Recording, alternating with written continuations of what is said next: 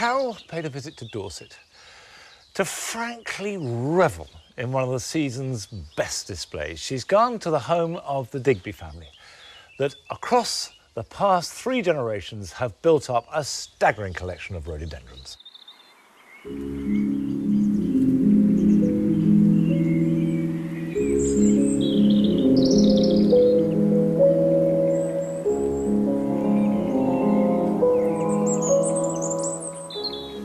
When you step into the gardens of Minterne House, it's like entering a whole different world. It's almost as though you'd have woken up and found yourself walking along a track in the Himalayas. The whole place is packed full of rarities brought here by generations of plant hunters. These intrepid explorers risked life and limb. Men like Joseph Hooker and George Forrest travelled all over the Himalayas collecting plants, including many of the rhododendrons that now decorate this Dorset valley. The Digby family inherited this estate back in the 17th century, and each generation of obsessive plant collectors has left a legacy. The Honourable Henry Digby is keen to maintain the tradition. My grandfather, great-grandfather and my father all sponsored many of the plant hunting trips to China. Right. And if you were a sponsor or a subscriber, then when the seed came back, it was given to the sponsoring gardens, and so we would receive the seed, propagate it in the greenhouses and plant it out in the garden. Some of the rhododendrons brought here are now on the edge of extinction in the wild. These detailed drawings, a record of Joseph Hooker's 1847 expedition, show many of the plants that have found a haven in this garden. They're very much technical books, although they're beautiful drawings, beautiful prints. All the stamens, the seed pods and everything are meticulously copied or painted here. And here we are 160 years later or whatever, and you know, we are actually identifying them from these this descriptions, book, from this book. And from the technical book.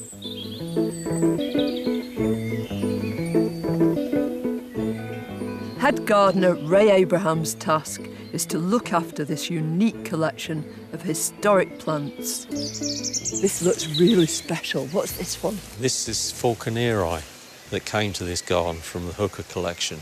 Right. And he actually brought it over here to Minton Gardens. But the great thing about the plant collectors is they love to keep everything secret. Yes. And they didn't like divulging where they got it from, even in the Himalayas. Right. And very often they would shoot at each other in the Himalayas if they saw each other across the valley, because they didn't want anybody else to collect that plant. This is just amazing, isn't it? It's an absolute wall of rhododendrons. Yeah, they grow like this in the wild, and we've tried to replicate the way that they grow, so that they can protect each other, because they don't like the wind. It obviously works, doesn't it? But, well, that's right. But, I mean, I understood Dorset was limestone. How do you grow acid-loving plants? We have a soil that is special to this valley. This is a natural spring called Lady Abingdon's Well. Right. And this is the nature of the soil here, which is green sand. All the rhododendrons are grown on this green sand. So what is green sand? Well, green sand is a very, very acidic soil. Yeah. Through thousands and thousands of years of rotting matter, and the green sand becomes acidic, if you like, as in natural leaf mould. Because of the more acidic nature of it, the flowers produce brighter colours. And what a dazzling array of colours. The towering pink of Griseanum King George, or the compact yellow of Wardeye, in brilliant contrast to the riot of purple Augustinii. But Ray's not content. He wants to hybridise these amazing plants to create even more new varieties. The whole idea of this plant is to create it, turn it red in the future. What, you want this in red? Everything in red. Right. The bottom of the leaves and the flowers all in red. How do you go about it? Well, you take pollen from these anthers here, and then you transfer that to barbatum, right, and the stigma on the barbatum flowers. Yeah.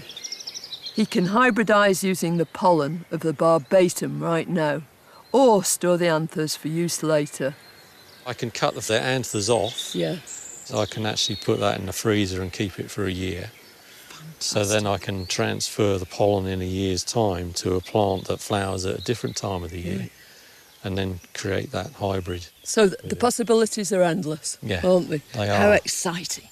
For Henry Digby, one of the joys of his collection is that he is able to preserve rare and endangered varieties for posterity and make his own mark on the garden. I'm always thinking 3 generations ahead, which is actually extremely frustrating because whatever you do, you're not going to see it in your own lifetime. But I take the view that I'm the beneficiary of what other people in my family have done in the past. So I can enjoy what they did now, and so hopefully the next 3 generations' time or whatever will enjoy what I create now. And if you still have doubts about the true value of this garden, just look at this. The renowned plant hunter George Forrest discovered Rhododendron hippothoides high in the mountains of Sikkim. But now this is possibly one of only 2 or 3 specimens left in the entire world. It just shows you the importance of the work that Minterne does, both in growing these beautiful rhododendrons to perfection so we can see them as they are in their natural state, but perhaps even more importantly, making sure that there's material there so they can be propagated and brought back into cultivation.